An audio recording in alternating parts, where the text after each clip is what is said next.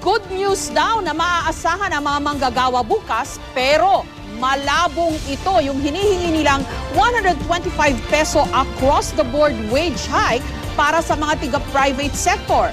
Ang mga manggagawa naman ng gobyerno, inaabangan ang iaanunsyo daw ng Pangulo na umento sa kanilang sahod. May report si Chino Gaston.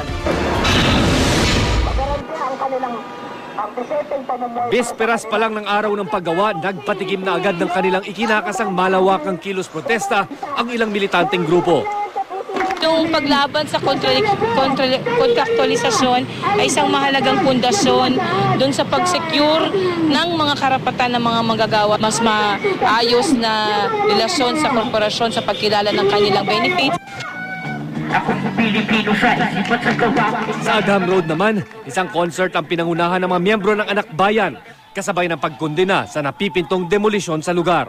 Ang hiling nila, naipasa na ang 125 peso across-the-board wage increase. Tinatayang aabot sa 50,000 miyembro ng iba't ibang labor groups ang dadalo sa Labor Day protests bukas. Kanina kinausap na ng mga opisyal ng Maynila ang mga militanteng grupo na iwasan ang anumang gulo. Andiyan naman ang mga kaibigan natin sa media, welcome kayong lahat. At alam naman namin ang inyong purpose, ibigay ang mga balita, news sa mamamayan. Kaya wag na kayong mag-intay pa na magkakaroon ng kaguluhan dahil kaya nga tayo may dialogue dito para maiwasan yung ganon. Actually, nag-file kami ng permit for this May 1, February pa. At yung hinilinga namin na assembly area nga dapat liwasan Bonifacio, pero binago na namin, naging Plaza Miranda. At yung marsya namin towards Mindiola, naibigay lahat yon. At para iwas disgrasya, mahigpit na bilin sa mga pulis, bawal magdala ng baril. Maximum tolerance at talagang walang magdadala ng baril dito. Dahil unang-una, para maiwasan natin na alam mo, ang pagdadala ng baril, pagdating sa mga ganitong sitwasyon, hindi natin pinapayagan yan. Taong 2001 pa nang isulong sa Kamara ang panukalang batas para sa 125 peso across the board wage increase. Pero nakabimbim pa rin ito hanggang ngayon. Pero ayon sa National Wages and Productivity Commission, mukhang malabong pumasa ito.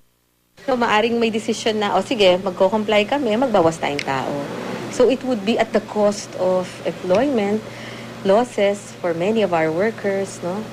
And it might be at the cost of higher prices. Kasi pag tumaas yung wage bill, tataas yung cost of production. So pasa rin ganun din.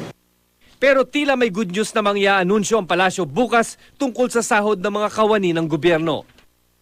Ang question lang dito is yung kakayanin bang i-advance yung next tranche, which is the fourth tranche of the increase. So makakompleto po yung SSL3, perhaps 1 month earlier than original plan. Chino Gaston, GMA News.